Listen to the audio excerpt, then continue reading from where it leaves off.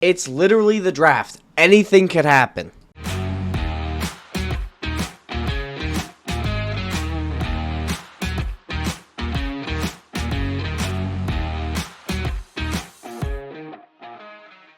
Welcome back to the Pylon Cam. It's your boy Mike. It is Mock Draft Monday, and I'm going to do one more mock draft before the Combine. After this week, everything's going to be different. Everything we thought we knew about prospects, everything we do know about prospects, you can take it and throw it out the window, because that's what a lot of these scouts are going to do with years worth of tape. They're going to see someone run a 4.4 in shorts and throw it all out the window. Or they're going to see a quarterback make one throw and throw it all out the window and move him up the board. I guarantee you someone's going to be talking about Spencer Rattler as a back-end first-round pick by the end of this week. Because that's what happens. The Combine makes everything crazy for no reason. But this is a mock draft where I will be doing trades. I've only done trades in one other mock draft, I think. And this one, I always try to do this, but it's the draft, so really a lot of it is unpredictable. I try to keep it in the realm of possibility, and I have an explanation for each of my trades, each of the teams trading and why they would be trading it. A lot of it, if I make a trade for your team and it doesn't make sense, just let me know in the comments. You're not gonna hurt my feelings. It's a mock draft. I expect to be called an idiot at the end of this video by multiple different people. And that's fine. That's okay. It's a mock draft. It's just a scenario of what could happen in the draft. So, to start it off, when I was preparing for this video, I wanted to do a scenario where we kept Justin Fields. But I was like, man, it just doesn't make sense. As much as I like Justin Fields and believe in Justin Fields, because I really do believe in Justin Fields, it comes back to this point for me. If you draft Caleb Williams, and this is the other thing, is Chicago is picking at 1, but it's not because they were the worst team in football last year. It was because Carolina was the worst team in football last year. So the Bears aren't as bad as people think, in my opinion.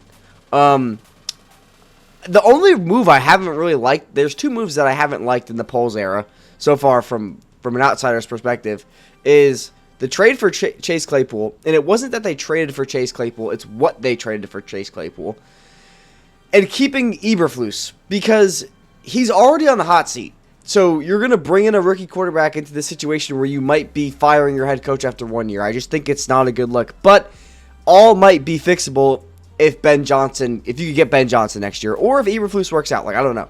But the point I'm trying to make is, let's just say you get Caleb Williams, and his floor is where Justin Fields is at now.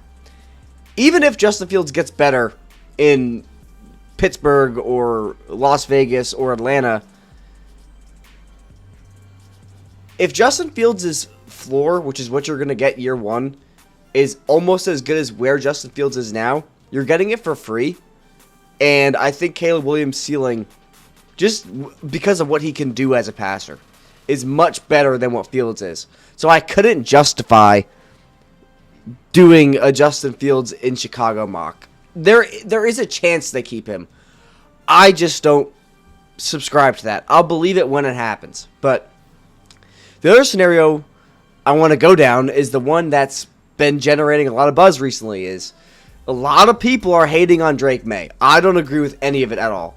I just think that if you really wanted to, you could pick flaws in all of these top quarterbacks prospects game.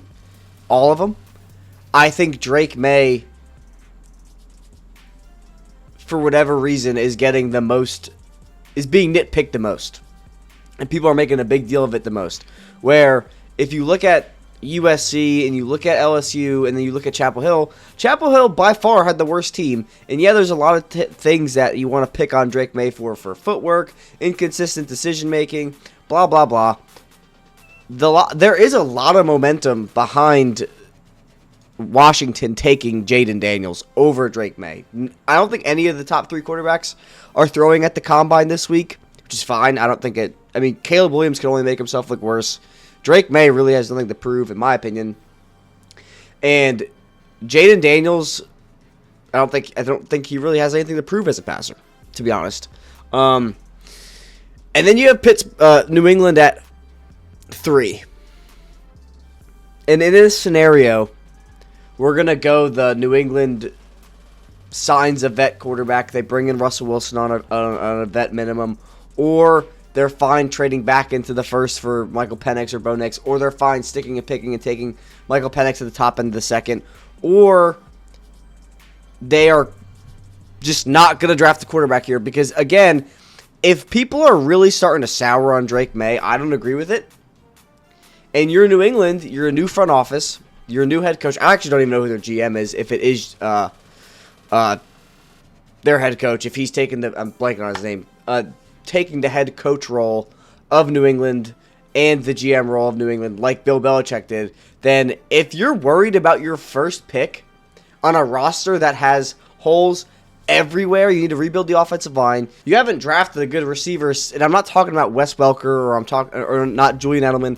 I'm talking about a top end receiver. You haven't drafted one, and I don't really know how long. The last one I know that you took in the first round was N'Keal Harry, and then you took Tyquan Thornton in the second round. If you're really worried about, okay, we have not been able to hit on this position as a franchise, and I really would like my first pick to be a home run pick that will not, I know with 100% certainty, this player is going to hit and benefit our team, it's Marvin Harrison Jr.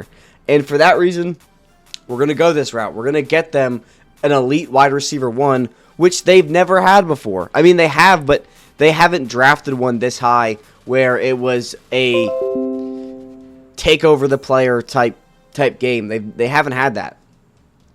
Really since Randy Moss in like 07. But anyway, pick 4. This is where the first trade happens, and I think this is a realistic opportunity. I think if this board fell Williams, May, Harrison, I don't think this trade happens. I think this trade is specifically if Drake May falls, because the Giants have been heavily linked to Drake May. He was hanging out with Eli Manning. Joe Shane and that front office has scouted like 8 of his 11 games in person. The Giants are very much so in on Drake May. And with that being said, we're going to trade. I'm just going to do what is reportedly realistic for New England. And that is the 6, the 2 seconds, and then a second next year for pick 4. I don't really care about the trade value because I think all of it is subjective. And some teams get fleeced, some teams make fair deals. It is what it is. But this is a realistic scenario because it's been leaked as the asking price for the Patriots. I don't know how true that is, but I think if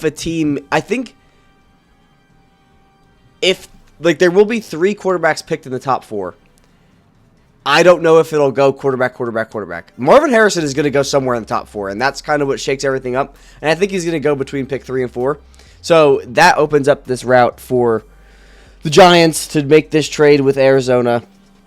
And as a Giants fan, I don't really know. I'm very in the middle. Like, I'm kind of like, just strip this whole thing down, start over. But I'm also like, I believe in Daniel Jones. I think he's a very capable quarterback. 2022 was a great year for him. And the numbers are on my Twitter. I broke down the Giants' offensive line. They were the worst, as a collective unit from weeks 1 to 18, they were the worst pass blocking unit of all time. But weeks 1 to 5, they were like, before Daniel Jones got hurt against Miami, they were like 10 points below the worst of all time, which was their own team in 2023. If that makes sense. The numbers are on Twitter. I'll link it in the description. But the Giants are going to trade up here, and they're going to get Drake May. Reset the quarterback clock, start from scratch. Joe Shane buys himself a little more time. We're going to have another trade here.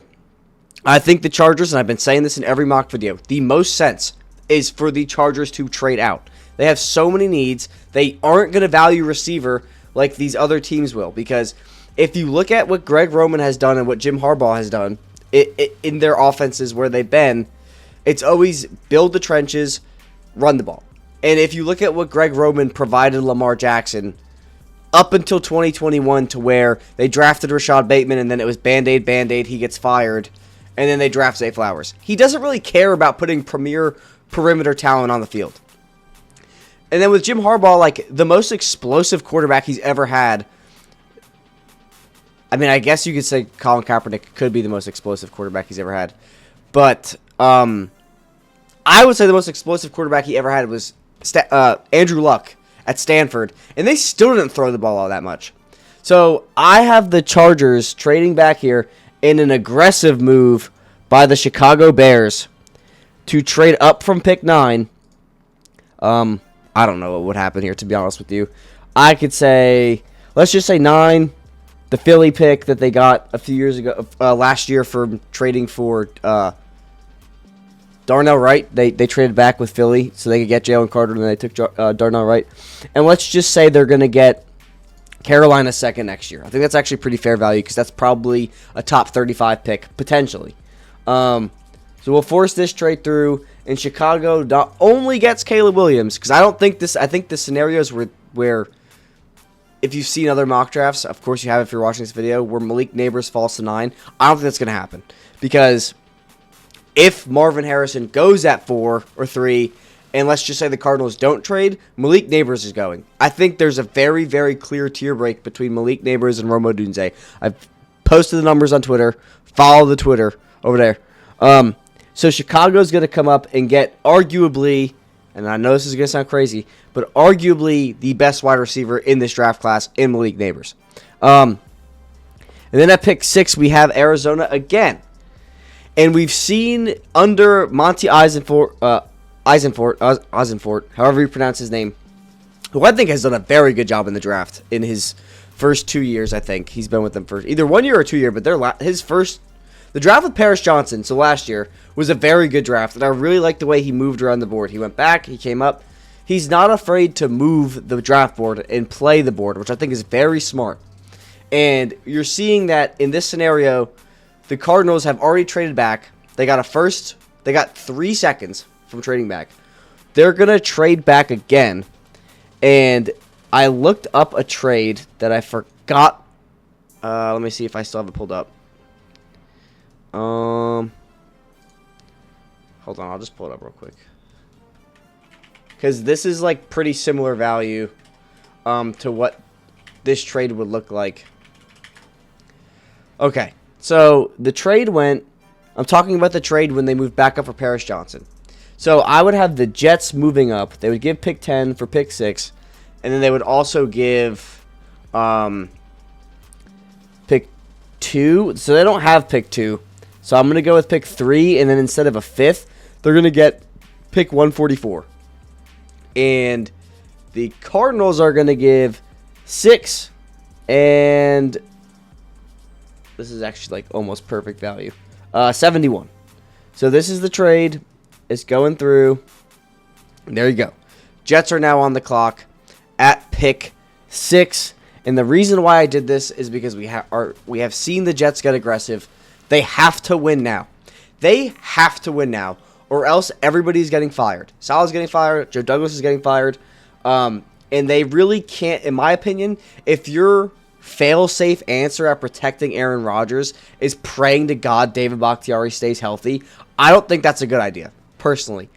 And if Joe Alt is going to be the same level prospect as Penei Sewell, go get him, because we've seen what Penei Sewell has become in the NFL. And this is a great long-term building block. So we have the Jets trading up in front of the Titans, which is huge, because the Titans are going to take Olu Fashanu or Joe Alt. That's why I had the Jets come in front of the Titans, because they could have went with, maybe they trade in front of, or trade with Atlanta or the Chargers if the Chargers wanted to trade back again. But I think if you want Joe Alt, you have to get in front of the Titans. They have been linked to Talisi Fuaga. I just didn't have the balls to have them trade up for Talisi Fuaga, because that doesn't really make sense. Titans at pick 7. We are going to have them go with Olu Fashanu right here. And then at pick 8, I don't think Atlanta will trade for Justin Fields. It could happen. It's not going to happen in this scenario. I got absolutely flamed on Twitter because Atlanta is a team that's rumored to trade up for Drake May. And all I wasn't saying that you have to trade to 5 to get to J.J. McCarthy. I was saying it's more realistic for them to trade to 5 and get J.J. McCarthy as a realistic option than them trading from 8 to 3 or 4 for Drake May. Because, just looking at it, if Arizona trades back to 6 and the Chargers just stick and pick with Joe Alt, then they still get Malik Neighbors, who they might take at 4 if Marvin Harrison goes. So I just don't think it's realistic for them to come all the way back to 8 when they could safely move back to 6 and get a guy they want, unless they're really high on Rome Odunze. But that was the point I was trying to make. I wasn't saying you have to trade up to pick 5 for J.J. McCarthy. I was just saying it's more probable that that's a realistic thing to happen than not. At pick 9, you could be getting the player that you would have gotten at pick 5, who the front office is heavily linked to, and that is Brock Bowers. We've seen Jim Harbaugh run tons of sets out of jumbo formation. Greg Roman, we've seen what he did with Mark Andrews. The Chargers need weapons. Brock Bowers and future draft capital is the best case scenario, in my opinion. Maybe you could argue the best case scenario is Joe Alt and future draft capital, but I'm going to go with Bowser. So we should just start calling him Bowser. But yes. So at pick 10, the Cardinals have walked away with tons of draft picks here. And they still are getting a player they could potentially draft. Well, I'm not going to say at 4. But they could have potentially taken at 6 in Rome Odunze. You're still adding an elite blue chip level prospect in Rome Odunze at pick 10 with tons and tons of future picks. It's more of a question of, do you want Marvin Harrison Jr. or however many picks they just got in the top 100 over the next 2 years and Rome Odunze? So to me, it makes sense. It's all realistic. Here we have the Vikings. I think there is a fat tier gap tier break between JJ and Bo Nix. I'm not even going to put Michael Penix in that tier because I don't know if he's worth it. So we're going to replace Danielle Hunter with, in my opinion, Edge 1, Dallas Turner. I've talked about this ad nauseum at this point.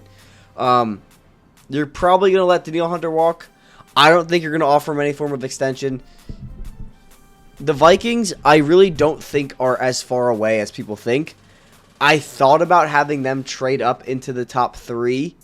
But I just think that if a team's going to, like the Giants, I saw that the equivalent of the 3 second-round picks they're giving is a top 10 first-round pick in value. And if you really think about it, like how many good players come out of the top end of the second round every year that end up being first-round picks the following year in like those redrafts, like 2024 redrafted or whatever. So I don't know, and you know you get immediate gratification with the 2 second-round picks in this draft, which are pick 36 and like 47 or something. So you're getting a lot of value right now for this draft to compete next year in a loaded class. Like this class is so many good players at premium positions. Anyway, Broncos at pick 12. I have flirted with the idea of them taking Bo Nix. I don't think it's impossible. But there's also a chance that they just re-sign Russ on a vet minimum. That's been floating around. So we're going to go with Jared Verse here.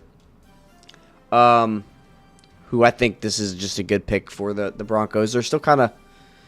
They need edge help. They need offensive line help. They need another corner. They're not a quarterback away. I think if they could trade up to like 8 with Atlanta, then it makes sense. But like to trade all the way up to 3 on a team that has so many holes with no second round pick, excuse me, it just doesn't make the most sense to me. Then the Raiders here at pick 13, rumored to be an aggressive team looking to move up. They didn't find the value here, so they stuck with this pick, and they are going to take Terrion Arnold out of Alabama. Corner is a huge need on this team. I think Arnold is probably one of the best players left on the board at this point, and it's a position of need. I think they'll probably go trenches, but this isn't what I would do. It's a predictive mock, and it's a trade mock, so it's hard to predict anything. But Saints at pick 14. With this pick, we are going to go with, hold on.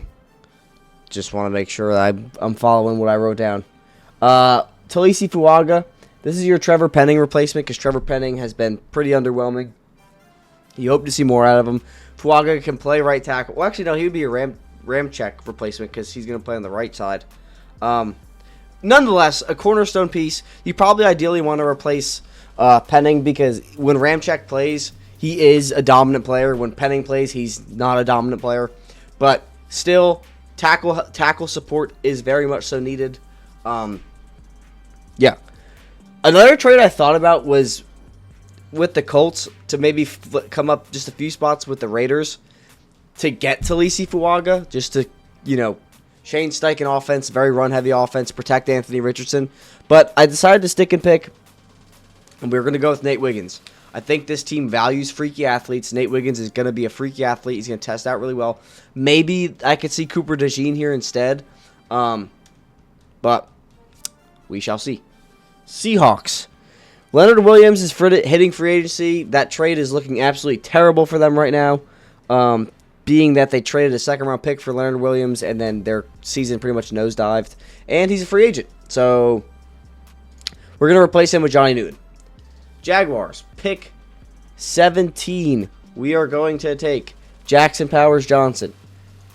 Fills a hole anywhere you need on the offensive line. He can play guard. He's the best center in the class. Jackson Powers-Johnson dominated the Senior Bowl, and I say this every week, but he dominated the Senior Bowl. There was no doubt who the best interior offensive lineman was after that Senior Bowl, or Senior Bowl week. And Jaguars, you got to protect Trevor Lawrence. I still like the idea of trading for T. Higgins, which this pick would probably have to be included in. I know T. Higgins got franchise tagged. That does not mean he's not on the market. We've seen players get franchise tagged or extended and then traded. Cough, cough, Odell Beckham. But, let me fix this real quick. Cool. Bengals, pick 18. I still think you need to replace Jonah Williams and keep Joe Burrow alive for a full season. So we're going to get Jonah Williams' replacement in J.C. Latham. The Rams at pick 19. This was a pick that I thought about trading. I thought about helping out the secondary. I think pass rush is a desperate need. So I thought about Latu, but Latu is the hardest player to project where he'll be selected because of the injuries. I mean, NFL teams do not take that lightly. If you have had to medically retire twice, you will fall in the draft. It is what it is. So I decided to protect Matthew Stafford and go with Amarius Mims, who I think would fit very well into this offense, in the Sean McVay system, in an elite run scheme where we saw Kyron Williams become one of the best running backs in the NFL. How much is that scheme? How much is that him? I don't know, but Amarius Mims is very good at run blocking. So I think as he develops as a pass protector, he'll still be a big asset in this offense. Here's where we're going to have another trade. We are going to have the Tampa Bay Buccaneers trading up. Actually, I'm just kidding. We're going to have the Buffalo Bills trading up. I got my B's mixed up. The Buffalo Bills trading up, pick 20. This is probably going to cost them, I don't know, a third this year. And I don't know how accurate this thing is. I just think that trade value is super subjective because every GM is different. But we'll give a third this year and a second next year. Something like that. And then we'll say the Steelers will throw back a fifth or something. Make that trade go through. And then the Bills are coming all the way up to 20 to make sure that they land Brian Thomas Jr. out of LSU to replace Gabe Davis, who will not be coming back. Dolphins, pick 21. I keep saying this. It just makes the most sense to me. The offensive line is a need for this team, but Tua just led the league in passing yards. Mike McDaniels in this fast-paced, quick drop-back offense masks a lot of the issues the offensive line has. I think keeping Tua on schedule and preserving the lead he will get is far more important than adding another guard or center that's not really going to make a game-changing effect on your team because of how well Mike McDaniels masks the inefficiencies and ineptitude of the offensive line. So, with that being said, I'm going to go with Quinyon Mitchell from Toledo. Big Senior Bowl riser. There's your Jalen Ramsey replacement. I'm not your Jalen Ramsey replacement, but a big addition alongside Jalen Ramsey. Actually, Jalen Ramsey might be a free agent. I forget. But pick 22 is the Eagles. I've gone corner, but I just think that with how Howie Roseman operates and how important he thinks the trenches are, I think there isn't a better prospect to give him than Tyler Guyton. Tyler Guyton is the most athletic tackle in the entire draft class. I say it every week, but we have new listeners. He's going to sit behind Lane Johnson for a year and then probably become one of the most dominant tackles in the NFL. That's what I see happening. Just especially with how well the Eagles develop offensive line. I talked about this a little bit more in depth in the last video about how the Eagles just never seem to run out of talent on the offensive line because they're so good at coaching it up and it reaching its potential. Houston Texans at pick 23. I really wanted to go Troy Franklin here because I think he would actually be a very nice complement to this offense, but I did not. And who did I... Hold on. Pause for 1 second. Yeah, okay. I was just making sure I was on track. But we're not going to do that, and we are going to have them continue to build this defensive line, this dominant defensive line, and take Byron Murphy. Usually I go Johnny Newton here. He's not available. He went to the Seahawks. This is the first draft I had Newton over Byron Murphy. Just wanted to change it up a little bit. Either one of them could be the first interior defensive lineman taken. I think it'll be Murphy. I think he's going to have a freaky combine, but I wanted to show Johnny Newton some love and take him first. Byron Murphy goes to the Texans as a result of that. So, pick 24, it is the Dallas Cowboys. And with this pick, I've gone back and forth with what to do here. I think the Cowboys thing to happen is they're going to just address the offensive line and take someone who can replace their right tackle, and that's Graham Barton. I think Graham Barton can play anywhere on the offensive line. He's a little bit smaller sized of an offensive lineman, but he has guard flexibility. He projects as a guard, but I think he'll be fine at right tackle. Very Peter Skoronski-esque from last year of people weren't sure if he could play tackle at the next level, but injuries happen. You put in Skoronski at tackle, and you don't skip a beat. So, Packers at pick 25. We are going to go with Kool-Aid McKinstry. Usually I go Cooper DeJean here, but I wanted to switch it up. I think that Kool-Aid is probably the most slept-on player in the entire class, just being that he's falling down draft boards because other players played well, and he continued to play at the same level that had him projected as a top 10 pick coming into this year. I think Kool-Aid's going to be massive steal for whoever gets him. You're getting potentially a top 10 talent down at pick 25, which is insane. Pick 26 is the Buccaneers. Usually I want to go offensive line here, but Mike Evans looking like he's going to be an unrestricted free agent. Doesn't look like they're going to get an extension done. So we're going to replace Mike Evans, and we're going to take Troy Franklin out of Oregon. Long speed type player. Not sure if he'll be the best with Baker, but it is a team need, and I think Troy Franklin is my wide receiver 4 in the class currently, 4 or 5, I forget where I have him. But we have the Cardinals back on the clock.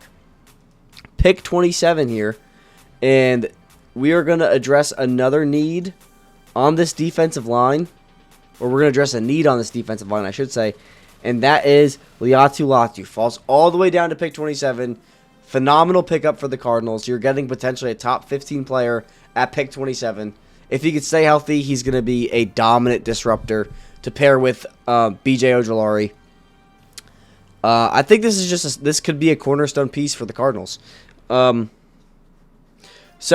the Steelers, from their trade back with the Bills, are back on the clock, and they still get the offensive line help they desperately need in Troy Fautanu, who can play center. I think he does have center flexibility.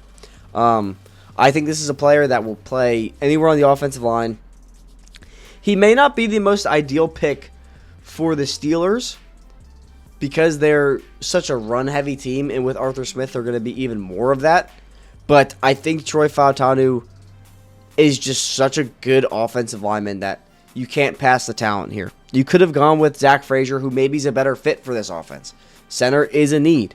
But I think Fautanu's flexibility, you value that and the talent of the player over strictly positional need.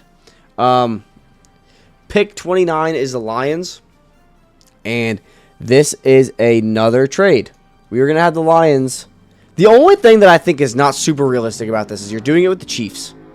But with that being said, we're going to have the Lions trade with the Chiefs, and if they really want to come up a few spots, maybe you just ask for their next year's first to call it a day. I don't know. Maybe it'll look something like you get pick 95 and then pick their 5th round pick next year. Because it's not a huge... I don't think there's a huge gap between pick 29 and pick 32 at this point in the draft. But anything can happen. I don't know. I just think this is a realistic trade scenario that could happen. And we're going to have the Chiefs come all the way up for wide receiver Xavier Worthy. I think Xavier Worthy is the perfect fit in the Chiefs offense. He's not going to be... I don't want to say he's not going to be your wide receiver 1 because he absolutely can be. But you obviously have Travis Kelce, who gets fed first. And then Rashee Rice has been developing into, in my opinion, he's going to be a premier level player, especially in this offense. And then you have Xavier Worthy to fill the Marcus Valdez-Scantling role. And it's just a better talent than he is, in my opinion, who hopefully catches the ball. But Ravens here at pick 30. This is a team that just continuously, it feels like every draft, have talent fall into their lap. And all the way back at pick 30, they are going to get Cooper DeJean to help round out this secondary. I think him and Kyle Hamilton give you incredible coverage of the field. You have now, I think Cooper DeJean, one of the most underrated things about him is how good of a tackler he is. But you get your Marlon Humphrey replacement, and I think Cooper DeJean is one of the most incredible players in the draft. Just multi-sport high school athlete. One of the top leading scorers in basketball at Iowa, at his high school, I forgot the name of it. Broke the state record for 100-meter dash. I think he had like 55 all-purpose touchdowns as a quarterback in high school. Freak athlete, and if anybody's going to figure out how to use him correctly, it's going to be the Baltimore Ravens. Then, this is the last trade of the draft. We have the 49ers trading back with the Las Vegas Raiders. Coming up, and let's just say it's going to look something like maybe they get another 2. And I don't know, maybe they get a 1 next year. That would be kind of crazy. But they would know at this point that they're coming up for a quarterback. Spoiler alert. So, I'm sorry, not the Raiders. I lied. The Raiders are not coming up for a quarterback. The Minnesota Vikings trading up. Let's just say it's going to look something like, maybe not like that. Maybe like that and like that. So they would give a second this year, second next year, and then let's say the high third. A high third this year for pick 31. Forcing this trade through, the Vikings are going to come up and take Bo Nix from Oregon. They get their quarterback of the future. I don't think the Vikings are that far off. I think there is a chance they keep Kirk. I mentioned it at the top of the video, but I also think that they're looking long-term at this point because I really don't think that this is a team that is far away, and I think with the pressure Justin Jefferson is putting on you to make sure that there is a plan at the quarterback position, he gets to keep Kirk, and then he gets to know that the next quarterback is going to be developed by Kirk for at least a year. And I do trust Kevin O'Connell as a very good head coach. I think he knows what he's doing. He's from the Sean McVay tree.